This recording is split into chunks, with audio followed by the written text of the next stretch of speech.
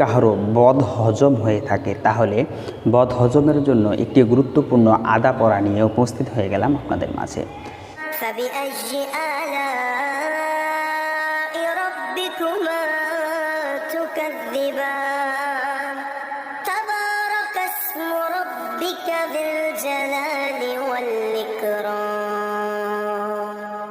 আলহামদুলিল্লাহ ওয়াসসালাতু ওয়াসসালামু আলা রাসূলিল্লাহ। কাছে এবং দূরে, দেশে এবং দেশের বাইরে যারা যেখান থেকে জালালী এমটিভির ভিডিওগুলি দেখতেছেন সকলকে জানাচ্ছি অনেক অনেক প্রীতি ও শুভেচ্ছা। ইতিমধ্যেই আপনি যদি একজন নতুন সদস্য হয়ে থাকেন আমাদের এই চ্যানেলটিতে, অবশ্যই চ্যানেলটিকে সাবস্ক্রাইব করবেন। নিত্য নতুন ভিডিও সকলের আগে পেতে অবশ্যই বেল আইকনে চাপ দিয়ে রাখবেন, কারণ প্রতিদিন আমরা এই ধরনের একটি করে ভিডিও নিয়ে উপস্থিত হয়ে থাকি আপনাদের মাঝে। সেই সূত্র ধরে আজকেও একটি ভিডিও নিয়ে উপস্থিত হয়ে গেলাম। ভিডিওর বিষয়বস্তু হচ্ছে বদহজম। যদি আপনার বদহজম হয়ে থাকে, আপনি টাইগার খান, স্প্রিট খান, কোকাকোলা খান, মোজো খান, কত কিছু খান, আপনি যদি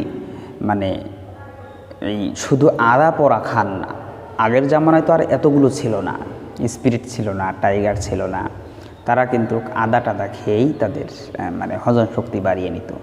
তো তাহলে যেই দোয়াটি পড়ে আদাটা পড়বেন, সেই মন্ত্রটি আমরা আগে শুনে আসি। আদরক পড়ি আমি মন্ত্রের জোরে, ফলনার বদহজমি শীঘ্র যা ছেড়ে, বারে দেখার এর অঙ্গে যদি আসিস ফিরে, দোহাই তোর ধর্মের আল্লাজির ঘিরে, হক লা ইলাহা ইল্লাল্লাহ মুহাম্মাদুর রাসূলুল্লাহ। এই মন্ত্রটি দিয়ে আপনারা আদাটা পড়বেন, 7 বার করে 7টা ফু দিয়ে আদাটা পড়ে নেবেন।